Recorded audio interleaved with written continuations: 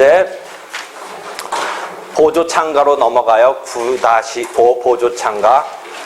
보조창가는 조문이 이제 다시 우리가 선정 당사자는 조문상은 53조에 있는 거고, 그렇지만 지금 다수 당사자에서 설명을 했고, 다시 이제 조문이 지금 어디에 위치한 걸 보냐면 예비적 선택적 공동소송 다음 조문인 70조 다음 조문인 71조부터 지금 71조부터 77조까지가 보조창가에 관한 조문이에요. 왜 보조창가에 관한 조문이 이렇게 71조, 72조, 막 77조까지 장황하게 있어요. 65조, 66조, 67조, 69조, 70조까지 설명을 했는데 71조부터 이 보조창가는 왜 이렇게 장황하게 있냐면 보조창가는 다수 당사자, 공동소송 이런 이야기를 하지만 엄밀하게 말하면 눈으로는 보조창가인이라는 어떤 당사자 이해 사람이 등장해서 다수로 막 나타나지만 그 용어 자체에 보조라는 말을 쓰듯이 당사자가 아닌 거예요. 그러니까 사람으로서는 막 등장하는데 여러 명이 등장한 꼴이 되는데 당사자는 아니에요. 그러니까 사실은 조금 이질적이에요. 요 속에서는. 그냥 1대1 소송의 보조창가인, 보조자 이런 개념인 거예요. 그럼에도 불구하고 여러 사람이 등장한다는 이 범주에서 얘기해줘요. 그럼 여러분이 여러 사람이 등장하는 한 절차에 여러 사람이 등장하는 것의 절차 진행은 자기 사건 자기가 진행하는 거다. 필수적 공동소송조차도 착각 잘못 생각하지 마라. 자기 절차 자기가 진행하고 판결도 자기 판결 자기가 받는 거다. 필수적 공동소송도. 다만 그 판결이 필수적 공동소송은 합의락정을 위해서 절차가 약간 이게 통일적으로 진행되는 거지 필수적 공동소송이라서 무슨 집합처럼 이렇게 된다는 개념으로는 오해하지 마라. 자기 사건 자기가 하고 218조에서 자기 판결 상대적으로 자기가 받는 거다. 다만 그 받은 판결이 필수적일 때는 합의락정 가전하게 된다. 이것을 잊어버리지 말라고 했어요. 그러니까 여러 사람이 소송에 등장해도 절차 진행은 66조 아니면 67조다. 그걸로 다 해결돼요. 그걸로 다 해결돼. 다시 77조 다음에 가서 보면 조문이 하나씩밖에 없어. 78조, 그 다음에 79조의 공동소송, 79조의 독립당사자 참가, 그 다음에 80조 소송도 할 때 있고, 81조에 참가승계 있고, 82조에 인수승계 있고, 그 다음에 83조가 공동소송, 뭐죠? 83조. 공동소송 참가 있고. 그러니까 다시 봐봐요. 77조까지 보조참가 빼놓고, 78조가 공동소송적 보조참가, 그 다음에 79조가 독립당사자 참가, 그 다음에 80조 소송 탈퇴, 81조가 참가승계, 82조가 인수승계, 83조가 공동소송 참가, 그 다음에 맞아? 84조, 85조, 86조가 소송고지. 소송고지라는 거가 이제 조문이 3개 있는데 나머지는 그냥 그렇게 있는데 여기가 이게 원래 진해 영역도 아닌 애가 들어와가지고 왜 이렇게 71조부터 77조까지 차지하고 있어요. 진해 영역도 아닌데 3학년 진해 영역도 아닌데 들어와가지고 왜 쫙으로 앉아있어. 좋은 자리. 설명 실패. 하여튼 그러니까 왜 그런 것 같아. 보조참가 여기는 왜 진해 본래 진해 영토도 아닌데 와가지고 선정 당사자는 알아서 당사자 영역으로 가 있고 하기도 한데 여기 왜 와 있는 거야. 여기 와가지고 그건 그거야. 왜 그러냐면 66조냐 67조냐로 되는 이것으로 다 커버되지 않으니까 지 자체로 뭔가 우리는 어떻게 해야 된다라고 막 다 그 조문이 막 몇 개가 더 있는 거야. 그래서 그런 거야. 그러니까 71조의 보조참가인 뭐 요건이 있지 하나, 71조의 보조참가인 요건이 있지. 그다음에 72조에 뭐야? 어때? 그 보조참가에 있어서 어떤 행위를 험에 있어서 이렇게 해서 뭐 76조 7조까지 그 보조참가인이 할 수 있는 행위 뭐 이런 것 등에 대해서 이렇게 조문이 있는 거야. 그러니까 원래 여러 당사자가 당사자로 등장한다면 66조 아니면 67조만 생각하면 되는 건데 여기는 당사자가 아니니까 그 보조참가인이 당사자가 아니니까 이 사람의 위치, 이 사람의 지위, 이 사람의 어떤 소송에서 펼치는 이런 상황에 대해서 장황하게 설명하고 있는 거야. 그 다음에 그래서 결국은 77조에 이 사람이 받는 판결은 당사자라면 당사자로 펼치는 판결의 효력은 뭐 하나만 가서 생각하면 된다고 그랬어? 218조 기8조의 주관적 범위만 생각하면 되니까 공동소송 다른 조문에서는 하나 그런 거 없잖아.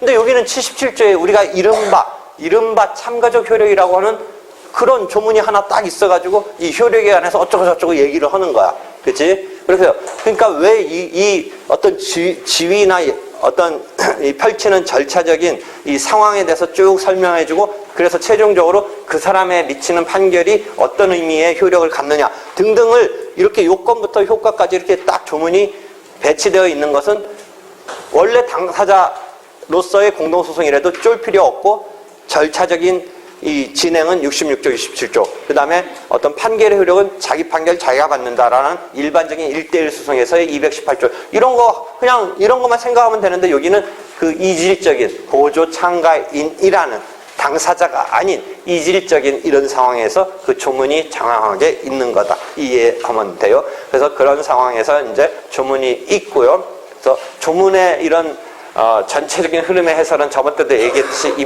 이미 지금 거꾸로 수업 프리프트 클래스에서 이미 조문 해설 어떻게 전개되는지 다 제공했으니까 그것에 따라서 이미 동영상으로 제공되어 있으니까 보고 오면 돼요. 9-5 보조 참가의 경우는 이 사안은 이것도 내가 판례 평석을 한 거고 여기서 또 나도 또 여기서도 또 이상한 얘기를 하는 건데 뭐 여기는 그렇게 아까 선정 당사자보다는 주의를 끌지는 못하고 있는 건데 어떤 상황이냐면 고속도로를 막 가고 있는데 앞차가 이렇게 휙 앞으로 들어오면서 슉 손살같이 자기 걸 이렇게 앞지르면서 슉 자기 차선 들어오면서 갔어요. 고속도로에서 뒤차가 원래 이제 제대로 가고 있는데 뭔가 급히 앞차가 슉 들어서 가는데 해피르면 앞차가 슉 들어오면서 이 바퀴에서 뭐가 탁 튀어올랐어요. 바퀴가 이 탄력 뭔가 이렇게 탁 탄력. 그러니까 이 고속도로 밑에 철판이 뭔가 그때 흘려져 있었다든지 있었었어요. 5km 정도의 철판인데도 튀어 오르나 봐요. 그 차가 싹 속도로 가면서 뭔가 이게 참 사건이라는 게 그게 그냥 확 제대로 누르면서 갔으면 튕겨 오를 리가 없는데 꼭 그 끝에쯤에 우리 어렸을 때 여러분 무슨 딱지치 같은 것도 이렇게 제대로 때리면 안 튀어 오르는데 끝에 이게 적절하게 타임으로 치면 튀어 오르는데 아마 그랬던 것 같아요. 그걸 그냥 제대로 확 이게 아니라 뭔가 이렇게 탄력이 탁 튀어올르고 그래서 뒷차를 뚫고 들어온 거예요. 조수석으로 뒷차. 그래서 죽었어요. 조수석 탄 사람이 죽었어요. 그래가지고 이게 지금 이제 손해배상을 청구해야 되는데 그럼 이 죽은 사람이 누구를 손해배상 청구하겠어요? 이 지금 조수석에 타고 가다 죽었어요. 그러니까 그 상황적으로 뒷차가 됐죠. 원래는 자기 차선으로 가다가 휙 그러면서 그래가지고 여기서 손해배상 청구하는데 일단 이 죽은 사람 내지는 유족 뭐 이쪽이 누구를 타깃으로 할 것 같아요? 누구를? 도로 관리하고 있는 도로공사, 한국도로공사. 그 다음에 앞차 운전자. 앞차 운전자는 근데 앞차 운전자 뭐 말하려는지 아는데 실제는 앞차 운전자일 수 있는데 하여튼 그 운전자의 무과실 그러니까 앞차 운행자 운전자 앞차. 근데 실은 이제 또 그런 데서 뭐야? 보험이 보통은 들어 있으면 보험회사에 직접 청구해요. 보통은 보험이 안 들었으면 할 수 없이 그 운전자나 그 차량 소유주나 이런 운행자 여러분이 자동차 손해배상 보장법에 보면 정확히 말하면 운전자라는 표현 말고 운행자 해서 무과실책임 뭐 그런 거 얘기했죠. 주로 운전자가 되겠지만 사실은 운전자가 기사면 그 운행자도 사실은 그 소유주도 책임질 수도 있는 상황도 있어요. 하여튼 그런데 그런 보험이 들었으면 보통은 보험회사한테 직접 청구하죠. 그래서 앞차가 지금 뭐냐면 여기는 안 나타나요. 원래는 앞차가 있었어요. 이 사건에 앞차가 있었는데 심플하게 단순화시키면서 피고를 앞차는 쌍용화재에 보험을 들었던 차가 있어요. 앞차가 실제. 그 다음에 누구한테 물어볼 수 있어? 누구한테 책임을 물을 수 있어? 지금 앞차는 안 나오니까 여기 H로 나오는 게 뭘 것 같아? 현대화재인지 현대해상인지인데 이게 누구야? 지금 H로 나오는 게 누구야? 어? 누구야? 차 운전자. 친구인데 왜 친구한테 책임을 물어? 친구 아닐 수도 있잖아요. 친구. 여기는 엄마야, 실은. 딸이야. 그래도 물어야지. 보험회사가 주니까. 그치. 보험에서 보험 안 들었으면. 실제 그런 사안이 있어. 엄마는 아니고 이모 운전하던가 이 사건 말고 이모 운전하다 조카 죽었는데 이모한테 물어야지 어떻게. 보험이 왜 그게 문제되냐면 보험에서 이게 커버해주느냐 아니냐가 문제가 됐어. 근데 보험에서 커버가 안 된다니까 이모가 물어줘야지. 그건 이모가 운전 잘못해서 낭떠러지 굴러서 조카가 죽었어. 그런 사건도 있어. 그러니까 그 차, 그게 지금 현대해상 H 여기 무슨 요 보험회사야. 근데 지금 내가 왜 심플하게 시켰냐면 이 사건 이게 90 몇 년도 팔렸는데 그때 내가 평소에 앞차가 약간 내 기억에 무슨 좀 승합차야. 앞차는 그냥 일반 자가용급이 아니라 좀 뭔데 팍 튕기친 차가 책임이 없는 것으로 기착이 돼. 나는 그게 더 책임이 있을 것 같은데, 그 다음에 도로공사도 결국 여기서 열심히 도로를 갖다가 잘 관리했다고 그래. 그래서 막 그 일지 같은 게 나와. 도로 뭐 관리 일지에 보면 막 5분 전에도 그 부분 뭔가 이물질 뭐 떨어진 거, 낙하물, 비하물 있나 뭐 이런 거 다 자기네가 그 자체가 조작됐는지 어땠는지 모르지만 하여튼 그 장면으로는 다 이렇게 정비 정돈하고 관리하고 뭐 이상 없고 뭐 이런 게 다 나와. 그래서 도로공사도 빠져나갔어. 그래서 결국은 누구만이 지금 손해배상에 이제 피고로서 배상해야 되냐면 그 차량의 현대해상이 보상해줘라 이렇게 됐어. 1심이 그렇게 나왔어. 이해되겠죠, 상황? 그래서 지금 하나 앞에 튕기치고 간 차량은 내가 빼버렸어. 거기가 뭔가 책임져야 될 것 같은데 하여튼 거기 책임 없다. 이렇게 됐어. 그래서 일단은 X가 피해자 측이 도로공사랑 그 자기 차량의 현대를 걸었어. 그런데 도로공사가 열심히 방어를 해가지고 도로공사한테는 원고 측이 패소했어. 도로공사가 막 5분 전까지 막 거기 다 샅샅이 잘 챙겨보고 낙하물 같은 거 없었고 뭐 그렇게 해가지고 도로공사는 관리 뭐 문제될 게 없다. 이렇게 해서 그쪽에는 패소하고 여기한테만 이겼어. 여기가 거의 이 운전원 측의 차량은 무과실적인 책임으로 하여튼 운전하면서 어떻게 보면 앞차에서 날라온 건데도 이제 손해배상을 해야 돼.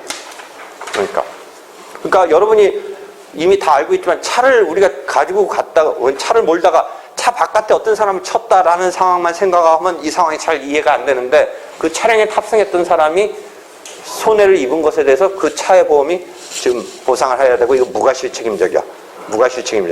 그래서 지금 보상을 하게 생겼어. 그래서 이렇게 됐는데 현대해상은 지금 일단 자기네가 자기네는 나름대로 물어주는 건 어쩔 수 없이 해줘야 되는데 이놈아들 앞차 튕기치고 간 저놈아들 이거 뭐냐 이거야 자기네는. 그래서 그쪽한테 된다면 자기네 부분 말고 2분질 내지는 3분의 1씩 해줘야 될 판인데 자기가 혼자 지금 다 하고 이쪽에 대해서는 지금 이쪽이 어떻게든 하여튼 방어를 잘했어. 그래가지고 이 현대해상이 그 다음에 그래서 이쪽은 X 입장에서는 이쪽한테 여러분이 공동불법행위는 부진정 연대 책임이니까 받는 사람 입장에서는 확신은 어디서 전액 받으면 되는 거죠. 지네들끼리 구상을 하든 말든이지 이쪽은 한 명만 걸려서도 다 부진정 연대 책임이라는 건 전부 다 받는 거 아니야. 그 자기 입장에서 2분의 1만 받는 건 아니잖아. 설사 그렇다라고 하더라도. 그러니까 X 입장에서는 막 그 충격도 있고 그래서 그런지 그냥 항소를 안 하려고 그래. 근데 지금 현대해상 입장에서 보면 자기네가 100% 지금 이런 식으로 끝나버리니까 이게 이상한가. 그래서 현대해상이 어떻게 했어? 보조참가를 지금 하려는 상황이야. 보조참가. 그래서 상황을 봐. X의 패소 판결이 내려졌다. 도로공사에 대해서는. 그래서 현대 측은 자기의 판결에 대해서는 자기는 갚는 것에 대해서는 순수히 자기네 부분서는 어쩔 수 없이 받아들이는데 그런데 하여튼 도로공사 이것도 같이 해야 될 것 같은데 도로공사에 대해서 원고가 항소를 안 할 것 같아. 그래서 상소기간 내에 보조참가 신청을 하고 그게 동시에 이루어져도 돼.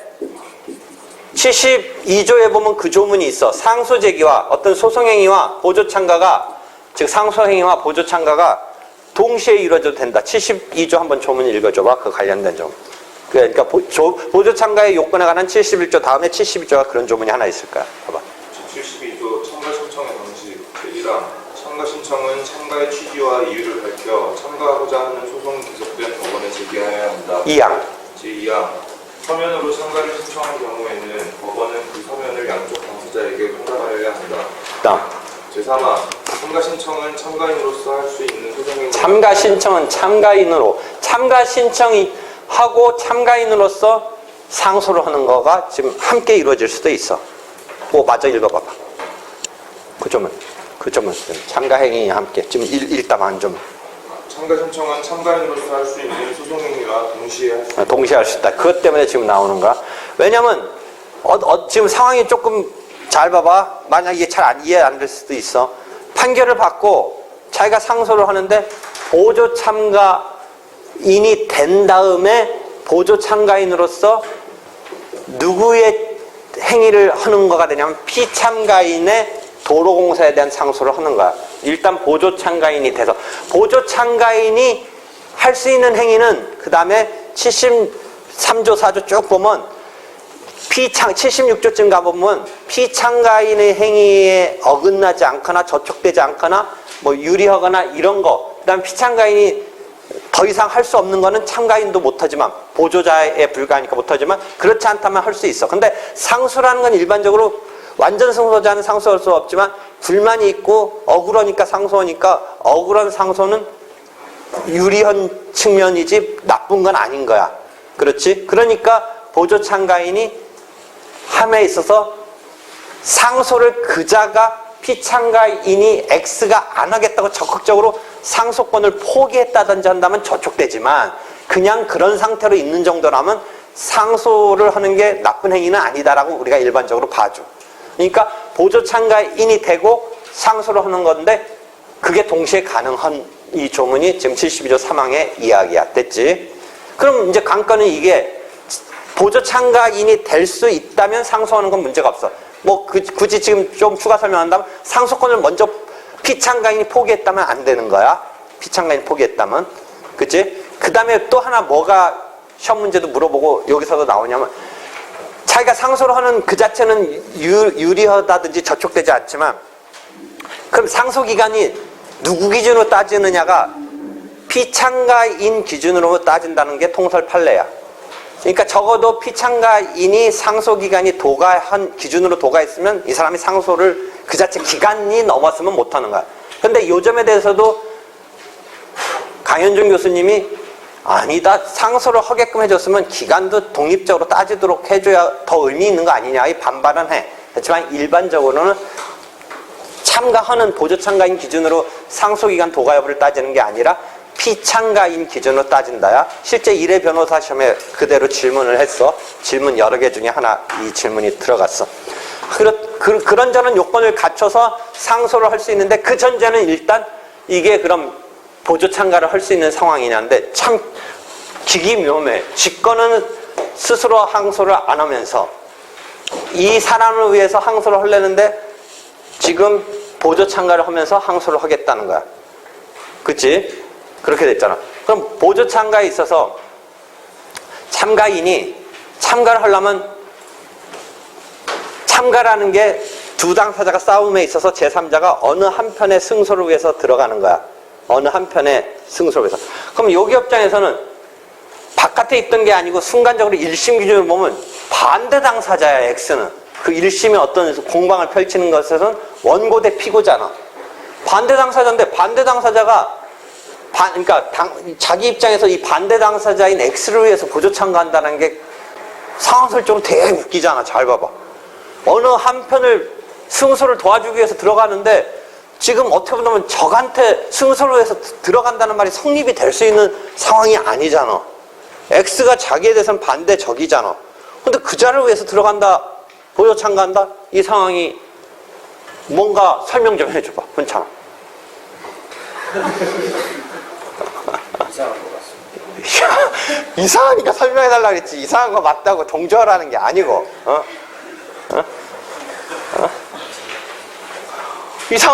이상하다고 얘기했잖아. 되게 이상해. 이게 반대쪽에 적인데 들어가서 뭐 승소를 한다는 말이 이게 돼? 어떻게 설명해야 돼, 이거? 어떻게? 자기 거는 항소를 하지 않고 1심에서는, 그러니까 공동소송 독립의 원칙, 공동소송 그걸 잘 생각해봐. 1심에서 항소 안 하면 이제 떨어져 나가지. 나가지. 그러니까 이 파트는 뭐야? 이게 만약 독립당사자 참가하면 막 그때 어떻게 했어? 끝끝내 하기 싫어도 올라간다 막 그것도 내가 한번 문제 제기한 거 있지. 금시초문? 그런 것도 있었잖아. 근데 이게 공동소송이 통상의 공동소송이라면 안 하면 이거 떨구져 나가지. 그러면 이게 쓱 지금 없으면 적이냐 아니냐는 일단 이탈하잖아. 그치? 그래서 들어가는 거야. 그래서 괜찮은 거야. 상황 알겠어? 이게 통상의 공동소송 단계니까 자기 거 지금 1심에서 진 거, 자기 입장에서 진 거는 자기 안 따지려고 그래. 다만 요놈아 걸고 싶어서 지금 하려는 거 아니야. 이 사람이 직접 걸어줬으면 좋겠는데 안 걸어. 그러니까 보조참가에서 상소하려는 거 아니야. 의도는. 근데 보조참가 하려니까 지금 보조참가의 개념이 이게 일방의 승소를 위해서 서포팅하러 들어가야 된다는데 이게 어제까지 적인 사람이잖아. 지금 어떻게 본다면. 그럼 그 승소라는 게 이게 아까 너도 이상하고 이해가 안 됐잖아. 문찬이도. 근데 어떻게 설명해야 돼? 이게 통상의 공동소송 관계에서 이게 떨궈지지. 이게 필수적 공동소송이면 잘 봐봐. 뭐 교과서에 없지만 필수적이면 통상보다는 한 배지. 합의락적이라는 그런 의미에서 필수적이라면 한 배니까 X는 공동 타깃의 적인데 지금 이게 통상의 공동소송일 때는 자기가 안 하면 떨궈져 나가면 X가 꼭 그 적에서 이제 떨어져 나온다. 이런 개념으로 생각해 보라는 거지. 이제는.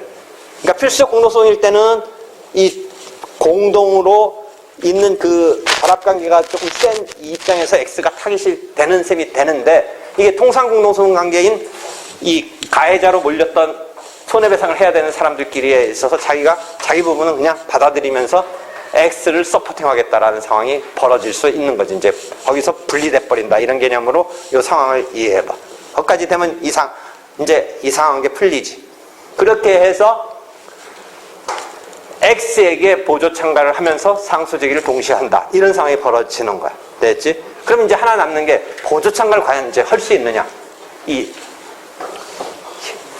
현대 해상이.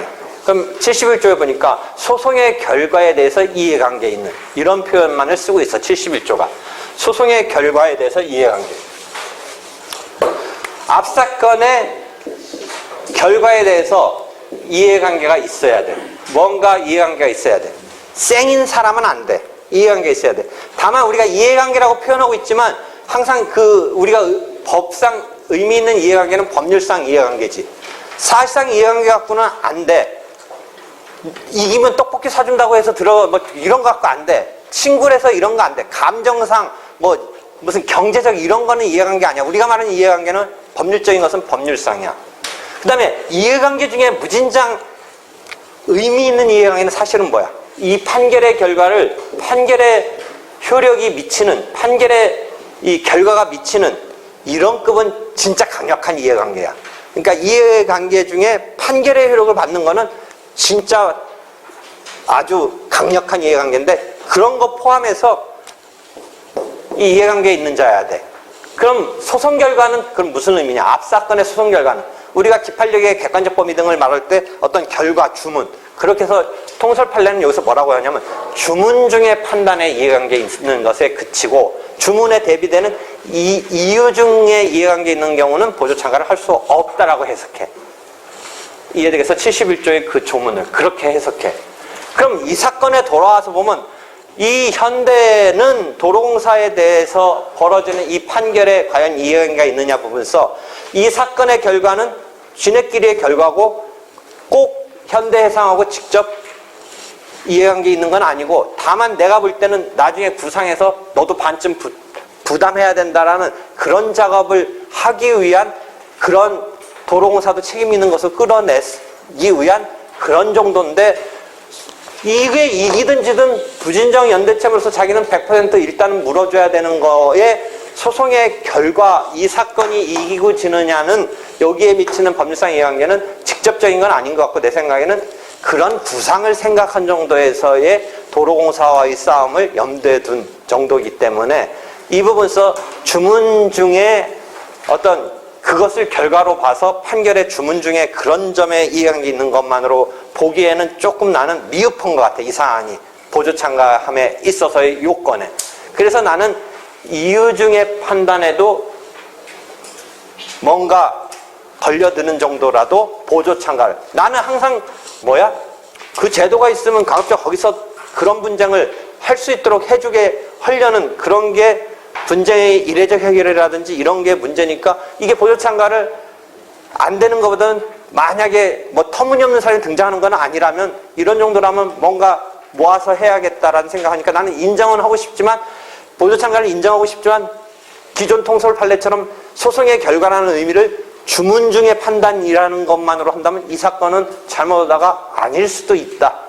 보조참가를 할 수 없는 거 아닌가라는 생각도 미치는데 그래서 나는 이유 중에 라는 범위까지를 염두에 둔 이해관계로 보면 이것은 될 수 있는 거 아닌가. 그래서 주문의 이해관계의 의미를 좀 더 나는 이유까지 보려는 입장에서는 이것을 설명하는데 하여튼 이 경우에 통솔 판례는 주문의 이해관계로 보고 이 케이스는 지금 이 판례에서 99년 판례에서 이게 문제가 됐던 사례를 그대로 옮겨놓고 아까 말한 대로 튕기치고 나간 차까지도 있었는데 하여튼 그런 점에 실제법적으로 앞차가 왜 손해배상을 면책이 됐는지는 난 조금 의문인데 하여튼 이렇게 해서 상황에서 이게 보조참가가 가능하다.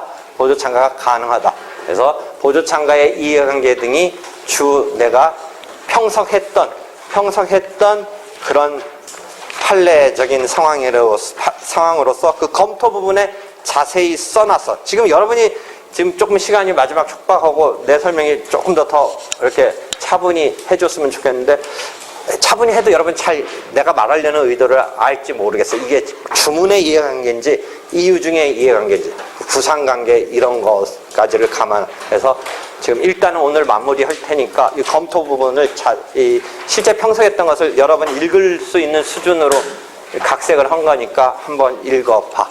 하여튼 보조참가를 여기서 함에 있어서 요건에 둘러싸고 교과서에서 여러분이 평면적으로 읽을 그런 부분이 이 사례에서 구석구석 어떻게 적용되면서 그 요건을 충족하는지를 한번 익혀봐. 되게 그런 교육적인 의미도 있는 그런 판례 사건이었기 때문에 내가 연습책에 올려놨으니까 한번 보도록 해요.